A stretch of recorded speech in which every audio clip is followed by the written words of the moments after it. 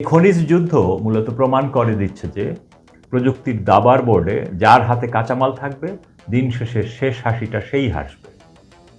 এই যুদ্ধের ভয়াবহতা বুঝতে হলে আমাদের তাকাতে হবে র্যান্ড কর্পোরেশনের সাম্প্রতিক একটি স্ট্র্যাটেজিক রিপোর্টের দিকে। সুপ্রিয় দর্শক, খবর সংযোগের বিশেষ আয়োজন বিশ্ব আলোচনায় আপনাদেরকে স্বাগত। আপনাদের সঙ্গে রয়েছি আমি আহমদ আতিক। বিশ্ব আলোচনার অনুষ্ঠানটি আপনারা পৃথিবীর কোন প্রান্ত থেকে দেখছেন কমেন্টে জানান। আমরা আপনার মতামত শুনতে চাই। চলুন তাহলে আজকের অনুষ্ঠান শুরু করি।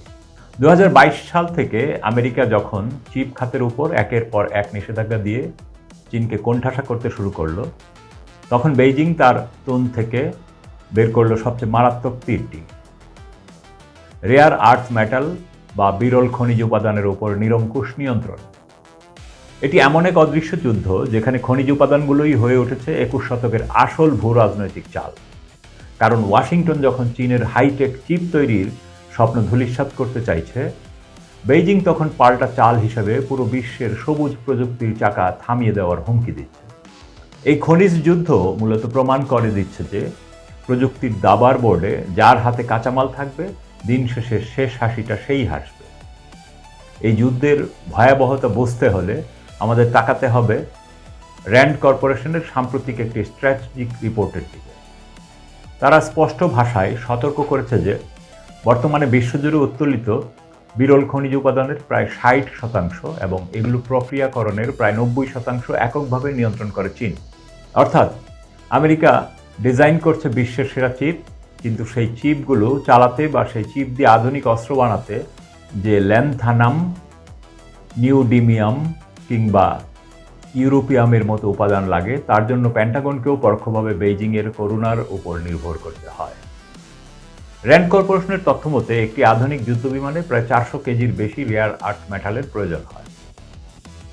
জো বাইডেন প্রশাসনের চিপ নিষেধাজ্ঞার প্রতিক্রিয়ায় চীন যখন গেলিয়াম এবং জার্মেনিয়াম রপ্তানিতে কড়াকড়ি আরোপ করল, তখন ওয়াশিংটনের সামরিক নীতি নির্ধারকদের কপালে দুশ্চিন্তার ভাঁজ দেখা দিয়েছিল। এটি ছিল বেইজিংয়ের পক্ষ থেকে একটি ঠান্ডা মাথার সতর্কতা। তোমরা যদি আমাদের চিপ না দাও, তবে আমরা তোমাদের সেই চিপ বানানোর উপাদানই দিব না।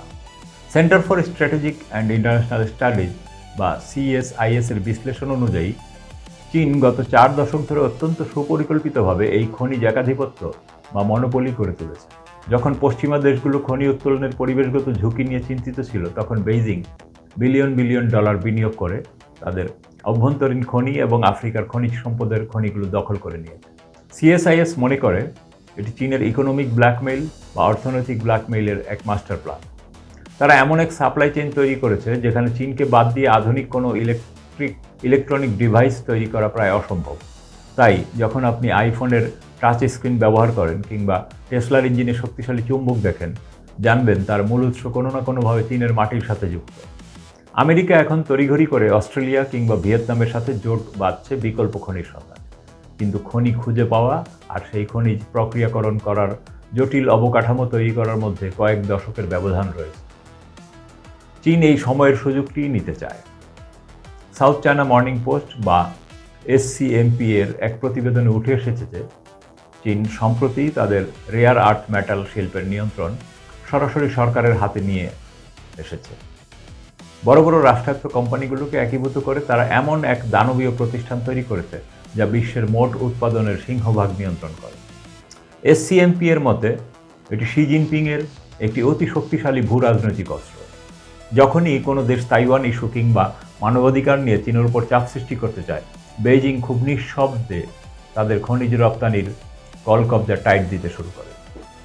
যেমন 2010 সালে জাপানের সাথে একটি দ্বীপ নিয়ে বিরোধের সময় চীন যখন সাময়িকভাবে রপ্তানি বন্ধ করেছিল, তখন জাপানি হাইটেক ইন্ডাস্ট্রি আক্ষরিক অর্থেই হাঁটু গেড়ে বসেছিল। সেই একই কৌশলের এখন অনেক বড় সংস্করণ আমরা দেখতে পাচ্ছি আমেরিকার চিপ স্যাংশনের বিপরীতে। আমেরিকা যদি চীনকে কৃত্রিম বুদ্ধিমত্তার দৌড়ে আটকাতে চায়, তবে চীন আমেরিকাকে ক্লিন এনার্জি বা নবায়নযোগ্য জ্বালানির দৌড়ে পঙ্গু করে দেওয়ার ক্ষমতা রাখে। কাউন্সিল অন ফরেন রিলেশনস বা CFR এর গবেষকরা এই বিষয়টিকে রিসোর্স ন্যাশনালিজম বা সম্পদের জাতীয়তাবাদ হিসাবে অভিহিত করেছে। তাদের মতে আমেরিকা ও ইউরোপের দেশগুলো যখন জলবায়ু পরিবর্তন রোধে বৈদ্যুতিক গাড়ির উপর জোর দিচ্ছে, তখন তারা আসলে অজান্তেই চীনের উপর তাদের নির্ভরতা আরও বাড়িয়ে দিচ্ছে। ডেটা বলছে একটি বৈদ্যুতিক গাড়ির ব্যাটারি এবং মোটরের জন্য সাধারণ গাড়ির চেয়ে প্রায় 6 গুণ বেশি খনিজ উপাদানের প্রয়োজন হয়। চীন এই দুর্বলতার সুযোগ নিয়ে পশ্চিম অর্থনীতির কেন্দ্রে আঘাত হানতে চাইছে। আমেরিকা যে চিপ নিষেধাজ্ঞা দিয়ে চীনের হাত পা বেঁধে দিতে চাইছে, চীন তার বদলে পশ্চিমা বিশ্বের ভবিষ্যতের জ্বালানি নিরাপত্তা এবং প্রতিরক্ষা ব্যবস্থার টুটি চেপে ধরছে। সো এটি এমন এক যুদ্ধ যেখানে কোনো জয় পরাজয় নেই, আছে শুধু একে অপরকে ধ্বংস করার এক বিধ্বংসী প্রতিযোগিতা। ব্রুকিংস ইনস্টিটিউশনের একটি পেপারে দেখা যায় যে আমেরিকা এখন ডি-রিস্কিং বা ঝুঁকি কমানোর কথা বললেও বাস্তবে চীনের বিকল্প সরবরাহ ব্যবস্থা তৈরি করতে অন্তত আরও 15 থেকে 20 বছরের সময় লাগবে। এই দীর্ঘ সময়টা বেজিংয়ের জন্য একটি মোক্ষম সুযোগ তাদের রাজনৈতিক স্বার্থ আদায়ের। সবচেয়ে ভীতিকর দিকটি হল কোয়ান্টাম কম্পিউটিং এবং মহাকাশ গবেষণার ক্ষেত্রে এই খনিজগুলোর অপরিহার্যতা। দ্য ডিপ্লোমেট ম্যাগাজিনের একটি নিবন্ধে সম্প্রতি বলা হয়েছে যে পরবর্তী প্রজন্মের সুপার কন্ডাক্টর এবং অপটিক্যাল ফাইবার তৈরিতে যে বিরল খনিজ লাগে তার বাজারে চীনের আধিপত্য প্রায় 100%। এর মানে হলো ফিউচার টেকনোলজি বা ভবিষ্যতের প্রযুক্তির চাবিকাঠি এখন বেইজিংয়ের ড্রয়ারে। আমেরিকা যদি চিপ ডিজাইন এবং সফটওয়্যারের রাজা হয়, তবে চীন হলো সেই রাজপ্রাসাদের ইট বালু সিমেন্টের মালিক।